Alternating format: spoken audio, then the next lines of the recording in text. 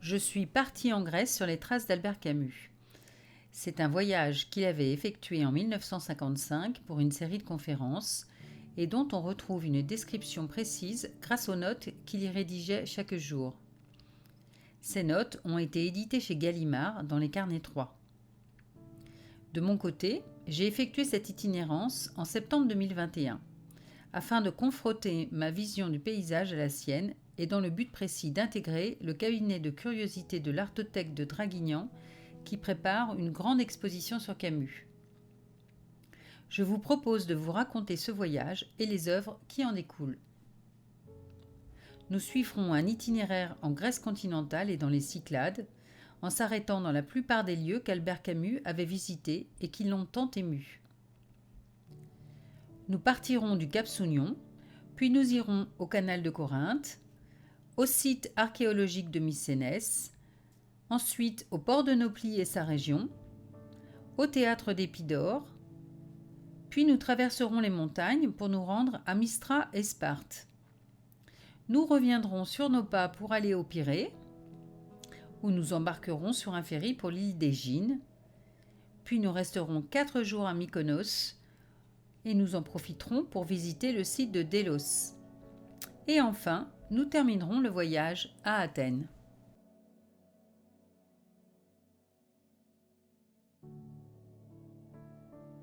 Au matin du premier jour de ce périple, je suis au Cap Sounion. J'ai bien fait car c'est une véritable claque de beauté, de vent et de lumière. Plutôt indifférent au temple lui-même, Albert Camus a été happé par le vaste horizon qui s'offrait à lui face à la mer Égée. Écoutez ce qu'il écrit. À mesure que nous nous approchons du Sounion, la lumière se fait plus fraîche et plus jeune. Puis, sur le cap, il n'y a plus que le vent. Le vent furieux siffle dans les colonnes si fort qu'on croirait une forêt vivante. Il brasse l'air bleu, aspire celui du large, le mélangeant avec violence au parfum qui monte de la colline couverte de fleurs minuscules et fraîches et fait furieusement claquer sans trêve autour de nous des draps bleus tissés d'air et de lumière. Pour témoigner de cette atmosphère complexe, j'ai décidé d'utiliser mes gants d'atelier, comportant toutes ces nuances de bleu et légers comme l'air au Sounion. Cette première étape est pour moi très importante. L'essence complètement en éveil, avec les notes de Camus en tête, j'ai l'impression d'avoir ressenti ce qu'il avait perçu du paysage au Sounion. Tout ceci me met en joie et je repars vers le canal de Corinthe. C'est une petite entorse au programme, mais je ne pouvais pas passer à côté sans m'arrêter. La beauté et la profondeur du canal me donnent le vertige. Je visite aussi le musée de Corinthe, où les vestiges de bras, mains et jambes désarticulés me font penser aux mannequins polychromes vus chez des antiquaires. Je retrouverai des vestiges tels que ceux-là partout, et même si Camus a pu les voir en vrai en son temps, il s'agit désormais de copies fidèles, les originaux étant pour la plupart au Musée national d'Athènes. Je prends quelques notes, je photographie la colline à l'arrière du musée. C'est un paysage magnifique en cette fin d'après-midi.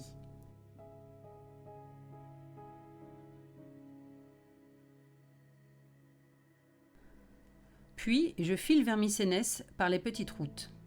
C'est une zone de culture d'orangers et de vignes. Les propriétés sont toutes clôturées. Les cultures sont souvent sous plastique. J'aperçois des poteaux de culture vides, comme un cimetière de croix. Et je ne croise personne. Avant la tombée de la nuit, les champs s'élargissent et j'entends les premières sonnailles, enfin. Je m'arrête pour photographier un troupeau de moutons blancs et noirs et leurs pâtres. Lui ne parle pas anglais, mais nous nous comprenons et il accepte de prendre la pause. Je suis trop contente d'avoir pu enregistrer ça, car Camus parle beaucoup des sons de cloches à bétail dans ses écrits et j'avais peur de ne pas les retrouver.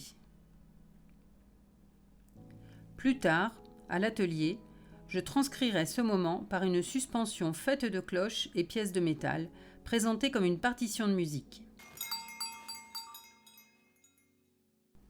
Au matin du deuxième jour, je me lève très tôt, car je veux être la première à passer la porte des Lions et à arriver sur le site de Mycénès, dont la beauté a tant touché Camus. Pour lui, rien n'est plus important que cette visite. Il note le poids de l'histoire, les lions qui gardent la porte, les tombes royales antiques, Autant de traces de l'importance et de la splendeur passée de Mycénès. C'est comme recevoir un grand morceau d'éternité. En face de nous, la plaine assombrie s'étend au pied des monts bleus de l'Argos jusqu'à la mer plus claire à notre droite. L'espace est immense, le silence si absolu que le pied se repent d'avoir fait rouler une pierre. Le plus beau soir du monde se couche peu à peu sur les lions mycéniens. Les montagnes foncent peu à peu jusqu'à ce que les 10 chaînes qui se répercutent jusqu'à l'horizon deviennent une seule. Il valait la peine de venir de si loin pour recevoir ce grand morceau d'éternité. Après cela, le reste n'a plus d'importance. J'ai été fortement inspiré par cette note pour créer le Leporello s'intitulant Les Monts Bleus de l'Argos. J'ai choisi de traiter ce sujet de façon épurée, au fil et à la machine à coudre. Ce travail de couture me paraît idéal car il permet de traiter le paysage en inversé de chaque côté du livre. Les fils sont de 3 couleurs différentes car, d'après ce que j'ai pu observer sur place, les vapeurs sont toujours bleues à l'arrière, puis de plus en plus noires au fur et à mesure qu'elles sont proches de nous. La couverture est réalisée dans un papier mûrier où sont imprimés des arbres bien alignés, comme le sont les oliviers là-bas, alignés en rangées serrées jusqu'à la mer. Je suis arrivée dans l'après-midi à Nauplie. C'est une petite ville touristique sur un promontoire, dominée par un château. Je décide de faire le tour du promontoire côté mer par une allée en bas de la falaise, bordée de figuiers de Barbarie aux fruits jaunes. J'ai immédiatement pensé à l'Arte Povera de Cunelis. En hommage à cet artiste que j'aime beaucoup, j'ai créé un petit paysage fait de bois d'aulne et de pièces de métal qui sont des échantillons de couleurs d'une marque de meubles pour l'extérieur, un peu à la manière de l'Arte Povera, intitulé Figuier. Le temps est splendide, j'irai bien me baigner, d'autant plus qu'il y a partout des échelles d'accès à la mer. Je vous dis ça parce qu'à plusieurs reprises dans ses notes, Camus parle de ses baignades. A priori, il aimait cela, même s'il trouvait l'eau froide. Je continue ma visite. La promenade passe sous des voûtes taillées dans la falaise, et le vent qui s'engouffre, violemment parfois, est merveilleusement rafraîchissant. L'eau est turquoise et bordée de pins parasols. On se croirait en Espagne au bord de la Méditerranée. Vers la fin de l'allée, une petite chapelle. En grec, on dit Aphieroma, qui signifie ex voto. Albert Camus n'a passé qu'une seule soirée à Nauplie, et il a dîné sur le port. Aujourd'hui, ce port a certainement été déplacé, car il ne reste sur la jetée que quelques canots et un seul filet de pêche. La ville se remplit, le soir, sur les terrasses des restaurants. Les gens viennent admirer le coucher de soleil qui disparaît derrière des collines face au port. Camus en fait une courte description qui détaille surtout les couleurs de ce que les Grecs appellent la royauté du soleil et qui sont composées de magnifiques roses jaunes du ciel. Je l'observerai à plusieurs reprises durant mon séjour, presque tous les soirs à vrai dire. J'ai interprété ce moment par un paysage de papier plié. C'est une technique de découpe et de collage que j'utilise déjà dans mes recherches sur la représentation des vagues. Ici, j'ai utilisé des laits de papier provenant d'une impression jet d'encre d'une photographie de cette fameuse royauté du soleil, prise au port de Nauplie, et je lui ai adjoint différents laits de papier colorés.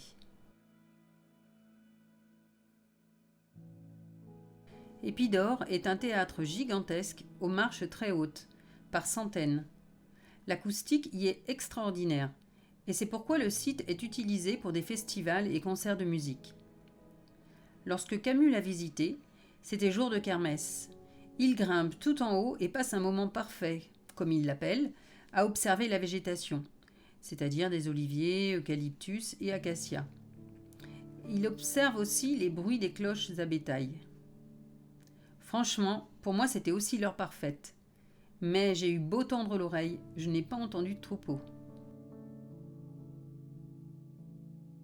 Sur le trajet qui l'amène d'Athènes à Mycénès, Camus fait une halte sur la route, au bord d'une falaise. Une lumière dansante, aérienne, jubilante inonde le golfe et les îles au large. Arrêté un moment au bord de la falaise et toute l'immensité de la mer devant nous, offerte en une seule fois, comme une coupe où nous buvons la lumière et l'air, à longs traits. Au bout d'une heure de route, je suis littéralement ivre de lumière. la tête pleine d'éclats et de cris silencieux, avec, dans l'antre du cœur, une joie énorme, un rire interminable, celui de la connaissance, après lequel tout peut survenir et tout est accepté.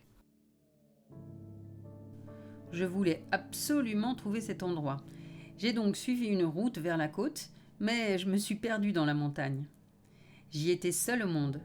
Personne, pas de bruit, et le paysage pour moi. La terre et la pierre rouge, les fleurs séchées tout le long, des éboulis à chaque virage ou presque. Soudain, une église et son cimetière. J'entre et me promène. Les photos des gens enterrés là, un pot de basilic sur une tombe, les lampes à huile en plastique. Dans la vitrine de l'Artothèque, nous aurons une petite installation composée de diverses croix grecques, lampes en plastique à LED ramenées d'Athènes, la photo de mes grands-parents paternels. Après sa nuit à Nauplie, son parcours se poursuit au sud, vers Sparte. Camus remarque le paysage sec et montagneux, les vallées odorantes remplies d'oliviers et de cyprès. La route est telle que décrite par Camus, déserte et aride. Je regrette seulement que les puces implantées de nos jours sous la peau des moutons aient remplacé les marques roses, vertes et rouges dont il parle dans ses notes. Je suppose en effet qu'il s'agit là des signes qui permettaient de distinguer les troupeaux et leurs propriétaires. Aujourd'hui, sur ma route, je croise plusieurs fois des chèvres en liberté et j'enregistre leur sonnaille. Mes champs de moutons à moi seront composés d'une pièce de bois traversée par des formes de dus de métal rose, rouge et vert. La neige a fondu des sommets. Il faut dire qu'il fait si chaud. La montée de Mistra fut terrible et je vous épargne ma tête toute rouge. Ce matin, je file vers le Pirée. Je profite de cette route calme pour m'arrêter à chaque virage ou presque afin de photographier ces aphyromas dont la graisse est recouverte. Chaque petit mausolée est unique. Certains sont vraiment magnifiques. D'autres semblent abandonnés, même si à l'intérieur figurent toujours des icônes orthodoxes. Arrivé au Pirée, je m'autorise une autre entorse au voyage, avec la visite du musée maritime. C'est un capharnaüm de maquettes de bateaux et de toiles de guerre, mais j'ai surtout été attirée par les costumes et les décorations de guerre. Personnellement, j'ai cru voir mon grand-père sur une photo. C'est une jolie visite. Les couleurs des ordres et médailles m'ont bien inspirée pour cette œuvre composée de rubans et de pièces métalliques, symbolisant les médailles. Bien sûr, le Pirée est devenu un énorme carrefour de transit, mais il existe encore des endroits plus ou moins traditionnels où se côtoient des bateaux de pêcheurs. Les parbattages sur les coques de certains bateaux m'interpellent forcément, car j'ai commencé l'an passé un travail de broderie sur bidon. J'ai choisi pour mon bidon le motif de la clé grecque, qui est un ornement courant en architecture depuis l'Antiquité. La répétition de son tracé symbolise l'infini. Je repars aussitôt pour Égine par ferry. J'ai hâte d'être à demain pour visiter cette île. Je débarque sur un joli petit port où Camus a certainement dû débarquer lui aussi. Le soir tombe, la magie de la nuit opère. Le soleil descend, se perd dans les nuages, se transforme en éventail doré, puis en grande roue dont les rayons aveuglent. Les îles à nouveau dérivent, stupide envie de pleurer. Certes, le temple est splendide, et même si je n'ai pas pu faire la sieste à l'ombre des colonnes comme lui, la lumière était extraordinaire là-haut. J'ai tenté de reconstituer le triangle sacré dont il parle dans ses notes. Formé par l'alignement des trois temples du Cap Sounion, d'Athènes et d'Égine, ce triangle est censé développer les énergies. Mais c'est impossible de nos jours, car la végétation a poussé et empêche de voir le Cap Sounion, alors qu'on voit très bien l'acropole d'Athènes. Sur mon scooter d'un autre âge, j'ai poursuivi ma route autour de l'île, direction Agia Marina où Camus s'était baigné. Bof bof, c'est devenu très moche. Je lui ai préféré Perdica, construit autour d'un petit port de pêche. J'y ai mangé un poulpe délicieux. puis fait une petite sieste à l'ombre d'un tamaris au bord de la mer. D'une manière générale, l'urbanisation n'est pas maîtrisée à Aegine. Le béton a remplacé la chaux et dans pas mal d'endroits, des constructions sont à l'abandon. Sinon, l'intérieur de l'île est constitué de montagnes, soit rocailleuses aménagées en espalier, soit recouvertes de pins maritimes qui sentent un bon parfum de vacances. Ah oui, et à ce sujet, je ne vous l'ai pas encore dit, mais je prélève depuis le début du séjour des échantillons de végétation. Je les stocke dans des petits sacs type congélation. Pour l'instant, quand je les ouvre, ça sent encore les endroits où je suis passée, mais je suppose que ça va se dégrader. Je présente pour l'artothèque ces prélèvements bruts dans des boîtes de pétri et aussi sous forme de broderie de plantes, fils et perles sur lin. La dernière photo est de la pistache. J'en ai vu beaucoup du côté de Perdica. C'est étonnant que Camus n'en parle pas. Peut-être qu'à cette époque, ce n'était pas encore la spécialité de l'île. C'était la première fois que je voyais de la pistache fraîche. Ces couleurs roses et vertes m'ont beaucoup attirée. Et je présente une petite peinture abstraite à l'huile, ainsi qu'une colonne de boîte de pétri peinte aux couleurs d'Aegine. J'ai trouvé hier dans une boutique du port des rééditions de cartes postales d'Aegine ou de Mykonos dans les années 50-60, qui nous donnent une bonne idée, je pense, de ce que Camus avait vu sur place. Il y a des gestes qui n'ont pas changé. Par exemple, hier matin, des pêcheurs pliaient un filet noir au pied de leur bateau. J'ai crocheté et brodé au fil doré pour immortaliser ce geste. Après un court séjour dans le nord de la Grèce, Albert Camus retourne au Pirée, puis repart pour Mykonos à bord d'un voilier.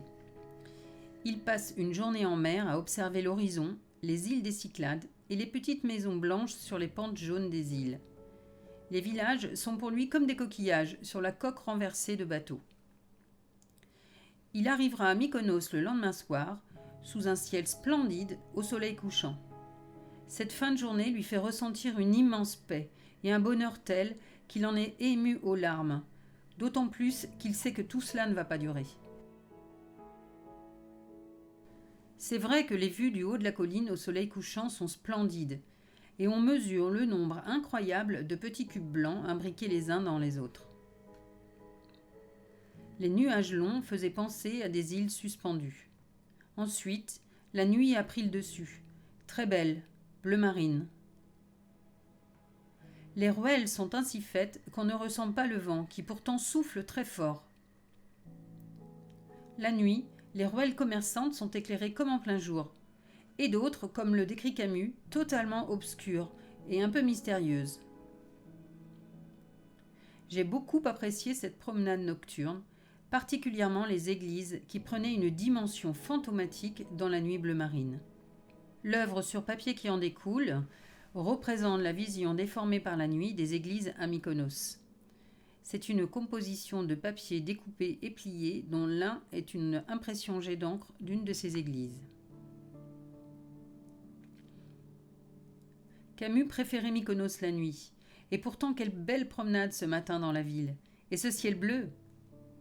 J'ai de la chance, pas trop de touristes, mais beaucoup de boutiques, et au bout d'un moment, je ne regarde plus qu'en haut des murs si blancs. C'est vrai qu'il y a des églises partout. J'aime beaucoup le quartier de la Petite Venise devant la mer, si agité aujourd'hui qu'il faut passer entre les vagues qui se fracassent sur la digue le long des barres. Les ruelles sont pavées de pierres cernées de blanc, formant parfois des tableaux abstraits. J'arpente ces ruelles et cherche ce pélican qui est l'emblème de Mykonos et que j'ai vu sur une carte postale ancienne. Et même si Camus n'en parle pas, il était déjà là en 55. J'allais repartir bredouille et sur qui je tombe nez à bec ? Sur mon scooter et face au vent, j'ai arpenté l'île hors des sentiers battus. Ou plutôt justement sur les sentiers battus, n'emmenant pas large parfois sur des pentes à 10% striées de béton. Mais cela m'a donné une autre image de l'île, moi qui désespérais de ne voir que des plages, pistes de danse, qui sont hélas une majorité. On est tout de même loin du Mykonos de Camus. Je me demande s'il aurait apprécié l'île aujourd'hui. Il faudrait peut-être revenir au printemps, quand rien n'est aussi sec, quand le vert et les couleurs des fleurs l'emportent sur l'ocre du sable et des fleurs séchées. Les brins des cactus rampant sur les collines. Quoique, au phare face à la mer, rien n'a changé, on voit les îles danser. Pour finir, sur une terrasse au soleil de ce soir, je goûte au Mastilla des Cyclades, la liqueur de mastic qui était déjà consommée dans l'Antiquité. Et justement, l'Antiquité, c'est ce que je vais découvrir demain à Delos. Mon objectif premier en arrivant sur l'île était de me rendre tout en haut du mont Sainte pour vérifier la danse immobile au cœur du monde dont parle Camus. J'ai couru pour y arriver la première. Tout le cercle des Cyclades tourne lentement autour de Délos, sur la mer éclatante. Dans un mouvement, sorte de danse immobile. Ce monde des îles si étroit et si vaste me paraît être le cœur du monde. Et au centre de ce cœur se tient Délos, et cette cime où je suis, d'où je peux regarder sous la droite et pure lumière du monde, le cercle parfait qui limite mon royaume. Je suis conquise par l'île, qui est presque entièrement recouverte de vestiges. On y sent vraiment tout le poids de l'histoire, c'est splendide. Elle n'a pas été dénaturée par l'urbanisation. On peut donc supposer qu'elle ressemble beaucoup à celle de 1955, et les animaux des mosaïques dont parle Camus, les taureaux, les serpents, les lézards, les dauphins, sont toujours là. Ou le plus souvent, il s'agit de leur copie conforme, puisque les originaux ont été protégés de l'érosion naturelle. Ainsi, les lions de marbre blanc sont magnifiques et si imposants. L'île était recouverte de fleurs en mai 55. Là encore, il note les fameux coquelicots, les volubilis, les giroflées, les astères, les rouges, les blancs. C'est l'île des fleurs pour Camus. Tout au long de son voyage, Camus aura noté la présence des coquelicots, et je ne pouvais pas faire l'impasse sur sa représentation, même si de mon côté, ayant voyagé en août, je ne les ai jamais vus, saisonnalité oblige.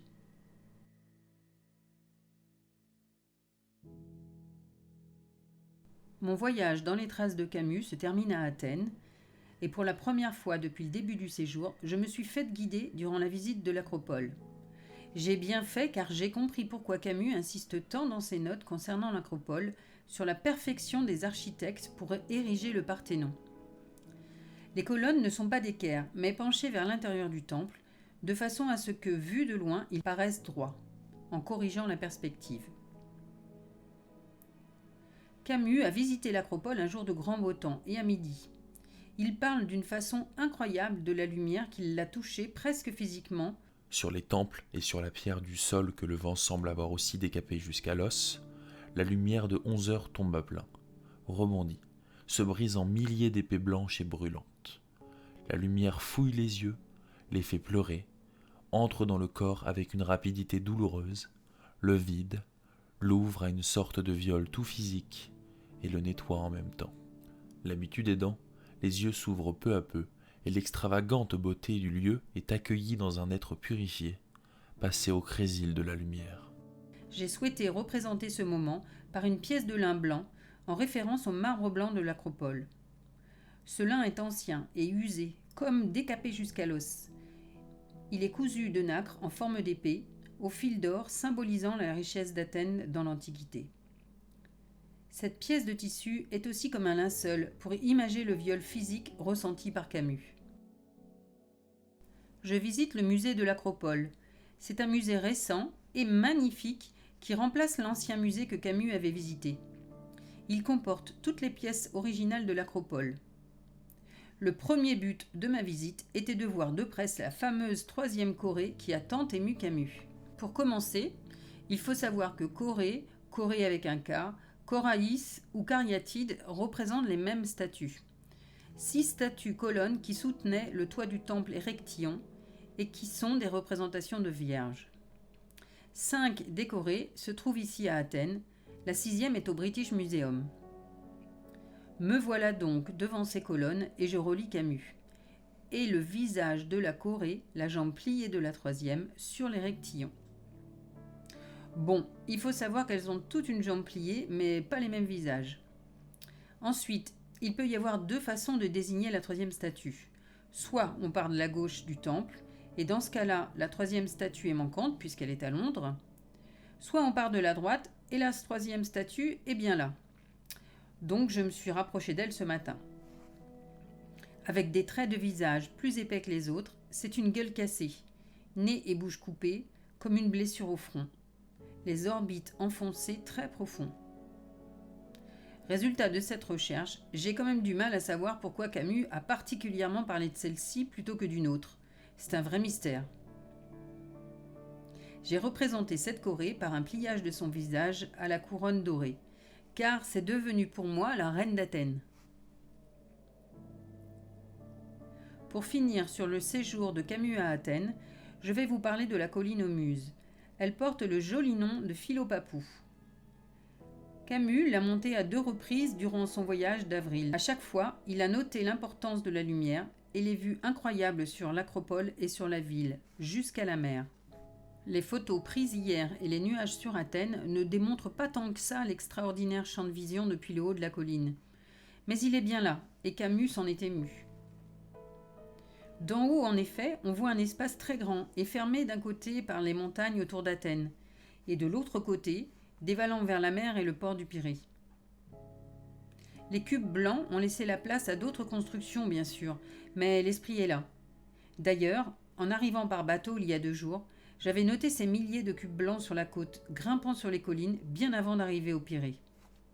J'ai représenté cette vue par cette peinture à l'huile rehaussée de boutons de nacre cousus. Ces 20 jours de course à travers la Grèce, je les contemple d'Athènes maintenant, avant mon départ, et ils m'apparaissent comme une seule et longue source de lumière que je pourrais garder au cœur de ma vie. La Grèce n'est plus pour moi qu'une longue journée étincelante, étendue le long des traversées, et aussi comme une île énorme couverte de fleurs rouges et de dieux mutilés dérivant inlassablement sur une mer de lumière et sous un ciel transparent.